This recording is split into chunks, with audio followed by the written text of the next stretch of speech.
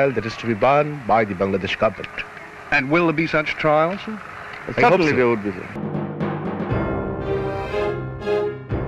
স্বাধীন দেশ তখন নানা সংকটে, অর্থনৈতিক ও রাজনৈতিক সেই টালমাটাল সময়ে বঙ্গবন্ধুর নতুন এক সিদ্ধান্ত, গঠিত হবে বাকশাল।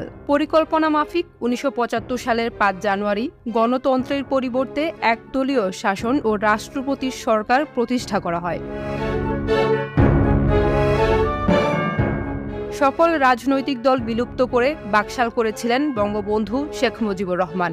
কিন্তু তার ঘনিষ্ঠ সহযোগী মুজিবনগর সরকারের প্রথম প্রধানমন্ত্রী তাজউদ্দিন আহমেদ বাকশাল গঠনের বিরোধিতা করলেন।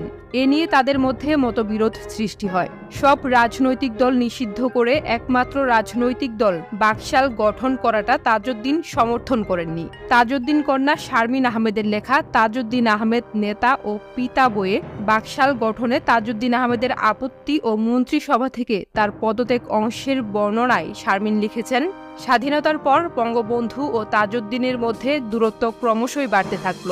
নীতিগত ও আদর্শিক ব্যাপারে দুজন তখন সম্পূর্ণ ভিন্ন মেরুতে অবস্থান করছেন।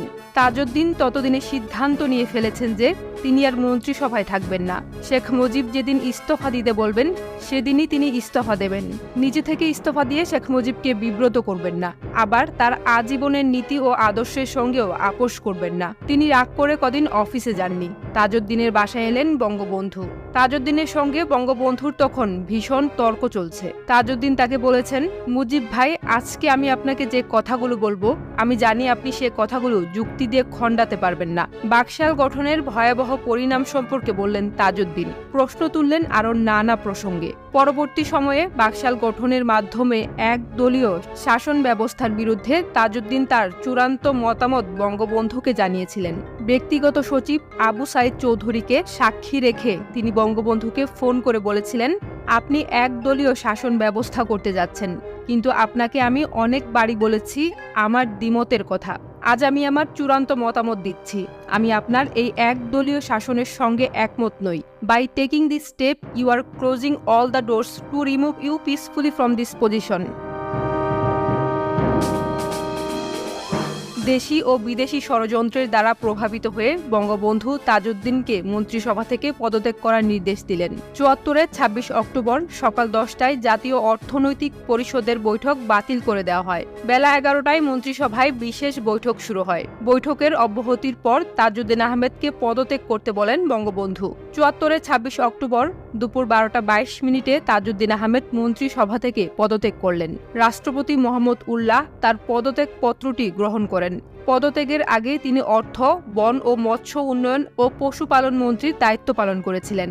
পদত্যাগপত্রে স্বাক্ষর দিয়ে অফিস থেকে ফোন করে স্ত্রীকে জানালেন, লিলি, আমি মন্ত্রিসভা থেকে পদত্যাগ করেছি। ১২টা বেজে ২২ মিনিটে আমি পদত্যাগপত্রে সই করেছি। দুপুর ১টার কিছু পরে তাজউদ্দিন সরকারি বাসায় ফিরে এলেন বন্ধু আরহাম সিদ্দিকের গাড়িতে করে। নিজের জন্য সরকারি গাড়ি ব্যবহার বন্ধ করলেন পদত্যাগের সঙ্গে সঙ্গেই।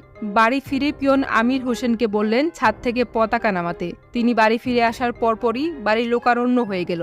ডক্টর কামাল হোসেন এলেন তার সঙ্গে দেখা করতে। সকলের প্রশ্ন তার পদত্যাগ সম্পর্কে। হাসি ভরা মুখে পদত্যাগ সম্পর্কিত প্রশ্ন সযত্নে এড়িয়ে গেলেন তিনি। বঙ্গবন্ধুর বিরুদ্ধে একটি বাক্য উচ্চারণ করলেন না। পরদিন সকল পত্রিকার শিরোনামে তাজউদ্দিনের পদত্যাগের বিষয়টি প্রকাশিত হলো। সরকার প্রভাবিত কিছু কাগজে দেখানো হলো বৃহত্তর জাতীয় স্বার্থে তাজউদ্দিন আহমেদকে পদত্যাগ করানো হলো। ঐতিহাসিক চরমপত্রের রচয়িতা ও পাঠক M.R. আক্তার মুকুল তাজউদ্দিন আহমেদের পদত্যাগ সম্পর্কে লিখেছেন। মন্ত্রিসভা থেকে তাজউদ্দিন বিদায় নিলেন। মনে হলো বঙ্গবন্ধুর কোমর থেকে শানিত তরবারি অদৃশ্য হয়ে গেল।